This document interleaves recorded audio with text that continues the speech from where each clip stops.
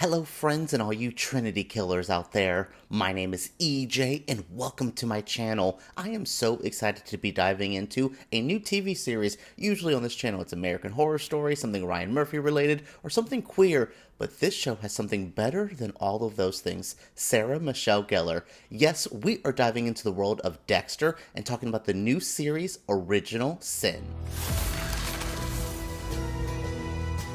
If you're around in the late 90s, early 2010s, you know about the show Dexter, the serial killer who would kind of be a vigilante. He was the Batman of slashers, and I loved the original series. Did it have its ups and downs? Sure, the last couple seasons were wonky, but we had the Trinity Killer. We had the amazing first season, which I think is truly one of the best seasons of a television show like this. So Dexter has had a time to shine. There was that small reboot a couple years ago, which does directly tie into this series. So it seems like Dexter has been a oddly long-running saga in our pop culture world. So it was time for me to finally dive into it. And with Original Sin, I have to say, I like the show. There are some things that feel like it's beating a dead horse. Like, oh yeah, we're doing this again. Like, how many more times can we see Dexter be a vigilante, take down these somewhat corrupt people? Though this show does have the kind of asterisk of we're watching the early days. We're going to figure out him and Harry making the rules. What is going to consist of how we do what we do, and where do we get to the Dexter that we soon know years and years later. I do think it's an interesting premise. I think it can work. There are some things that I'm like, okay, cool. Oh, Deb's gonna say a lot of bad words, so the younger version is going to cuss all the time. Oh, Masuka's gonna do the laugh. Like, some of the older characters that we're having to like reintroduce here as their younger versions, it's like, would Batista still wear the same exact outfits as he wore as like a younger man as he would as an older man? I feel like my style has changed. Okay, maybe not so much. So, okay, maybe I'll take that critique out. Yeah, again, I like the show. I definitely think this first episode was strong. It told a complete story. I was happy to get, like, it almost felt like a short film. I got exactly a good beginning, a good end. We got a kill. Everything was pretty solid in this first episode. Once they got rid of that wig, oh my goodness, the episode was okay. And then when they cut off Dexter's hair at the end, I was like, oh good, I could watch the show and not cringe, because long-haired Dexter is a pet peeve of mine. It was bad when Michael C. Hall did it. It was bad now. I never want to see long-haired Dexter ever again. So yeah, if you guys do like my coverage of this, I'll definitely kind of go throughout the first season of this, and then we're going to lead into Yellow Jackets, which is coming up very soon. Yeah, sorry that this is delayed as well. I thought this was a Sunday release. I don't know, Dexter TV shows like this are definitely feel like Sunday shows to me, so a Friday drop on a streaming service, I was like, yeah, sure, I'll be there a day late. Thanks, guys. Yeah, hope you guys do enjoy my coverage of Dexter coming up. We're going to do, if you are a fan of my channel, this is my review section. I'm giving you my overall thoughts, and in the next section, we're going to recap the episode, kind of give you the play-by-play, the biggest moments, and see if I can find some clues, see if I have some theories. My theory is Patrick Dempsey and Sarah Michelle Gellar are the killers here. They're too big of names. What are they doing here? Why don't we ever hear about them in the future stuff? I need to know. I don't know. Sarah Michelle Gellar's here. She's great. I've heard this woman's voice my entire life as a Buffy fan, as a Scooby-Doo fan, as a horror fan. Sarah Michelle Gellar is such an impactful thing for me, like such a person that is part of my DNA. So I'm here to watch her. She isn't in this first episode a lot, but she still makes a presence, and she could be the one that takes Dexter under her wing in the forensics world. That could be really interesting. Miss Tanya Martin, I see you. I'm keeping an eye out for you, Miss Tanya. Well, hopefully you're something good. But alright, guys, now let's get into the recap section. Dexter Original Sin Season 1, Episode 1 kicks off with, and in the beginning. Truly, this is a beginning for something, because we're thrust right into the end of the last Dexter series we had. I think it was called New Blood with his son.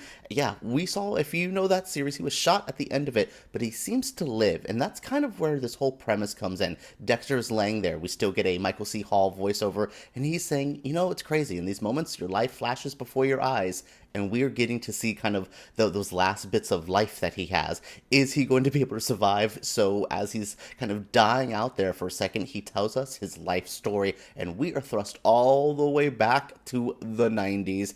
Yes, Dexter is trying to come into the world, trying to figure out where he is. He is a young man. Patrick Gibson is youngish, and he's great. I like him in the role of Dexter. I think he is a strong leading man for the show, because I do believe him. He's earnest in this Dexterness. He doesn't feel like like he's exactly copying Michael C. Hall. There was a moment at the end where he does a little spin in the chair like Michael C. Hall did, and I'm like, okay, I don't need all of the quirks that this actor had to this. I feel like sometimes when people are playing young versions to old people, they're copying every mannerism, every moment, and I'm like, I can see what you're trying to do, but I feel like as we age, as we evolve as humans, a lot of our bodies change, a lot of the way we carry ourselves change, so we don't have to stick directly to the original person. Anyways, out of the Patrick Gibson trying to emulate somebody aside, yeah, the episode begins and he's in medical school still. He's like graduating. He's on the cusp of getting out of this era of his life, but he has a problem. He likes blood. He has that dark passenger, as he will learn to call it that throughout this whole series. He's a dark passenger, and he's still trying to figure out that outlet. He has none of the human emotions. He is still a virgin. He has no real connections with his sister. He does love his father. He does love his sister.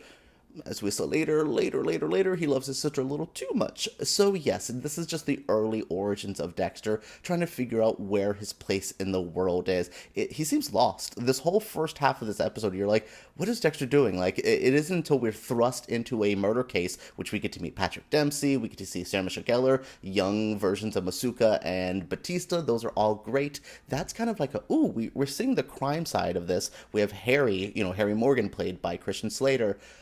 My goodness, Christian Slater's really handsome. I know that I'm not saying something shocking. I'm like a Heathers fan, but he's really handsome. I really like Christian Slater in this as well. So yeah, this is just early Dexter life. Things don't really figure out, things aren't figured out for him really until he gets to a party with Deb. She's almost assaulted by a man when she's upstairs, passed out. He beats the hell out of this guy, sees a knife, and he sees the path that he needs to take, and it is pretty great. It's a pretty interesting moment of like Dexter really being like, I have no place in this world. Oh, beating someone's ass, potentially almost killing him for like the safety of my sister. I like that. And we start seeing the gears start turning. He also gets a little bit respect at this party for helping out his sister. It's a good win-win for Dexter. He looks normal, but he's also figuring out he has a bloodlust. He knew the bloodlust already, but he's starting to figure out he really needs that. Before we get into Dexter getting to like off somebody, getting to find his first real victim, we do get some small backstory stuff, like Harry had a child before Dexter and Deb,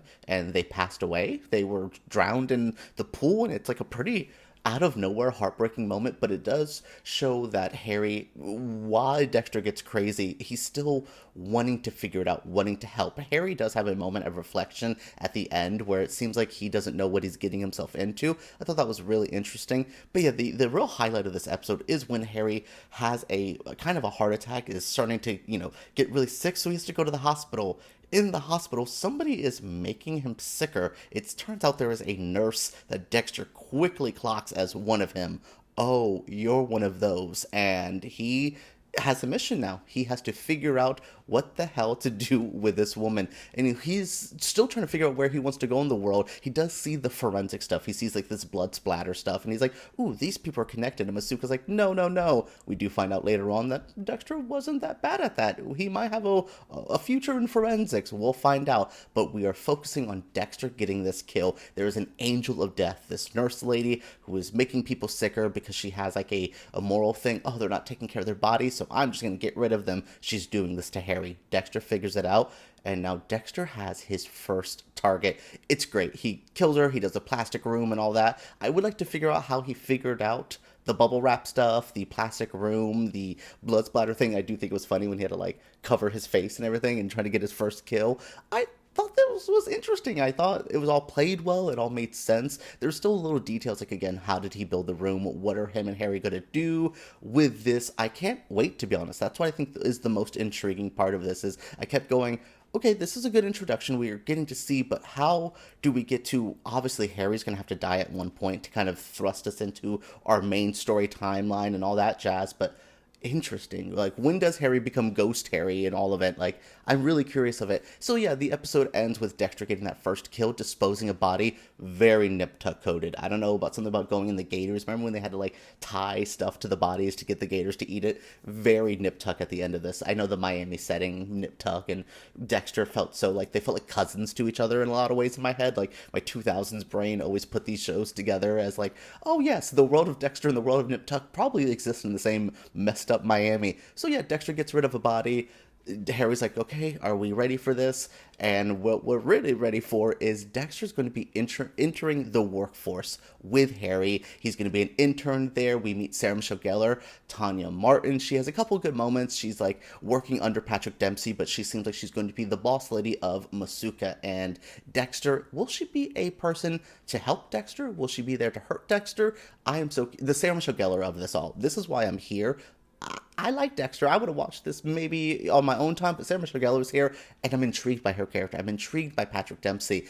I also did not know Patrick Dempsey, Christian Slater, and Sarah Michelle Gellar needed to be on a show for me, and I love these three combo, like, legendary 80s, 90s actors for me. I love all of them together, and they're doing pretty good. I like the intro of this. I know, like I said, it's kind of beating a dead horse. We've been here, we've done this. I can't deny, though, I had fun with this first episode. Alright everyone, what did you think of Dexter Original Sin? Are you guys going to be tuning in with me? Are you guys watching this? It is streaming on Paramount Plus right now. Definitely go out and see it. It's fun. I think it's well worth a quick little watch. It's like 40 minutes. I got through the first episode. I am going to be waiting for it every Friday. So yes, this one's coming out on Saturday, but expect reviews coming out normally on Friday now that I actually know what day this comes out. What did you guys think of my video? What did you think of Dexter Original Sin? Share your thoughts down in the comments below. Make sure you guys subscribe to my channel. I have more stuff coming up. My goodness, I'm going to LA for the Critics' Choice Awards. If you guys want to see my coverage of that, make sure you guys are over at Flickering Myth, and maybe I'll do a small vlog over here. We have Yellow Jackets next year, and if you guys have a TV show or a movie you want me to review, suggest it right down there. Alright everyone, let's talk about Dexter Original Sin down there, and I cannot wait for more videos with you all.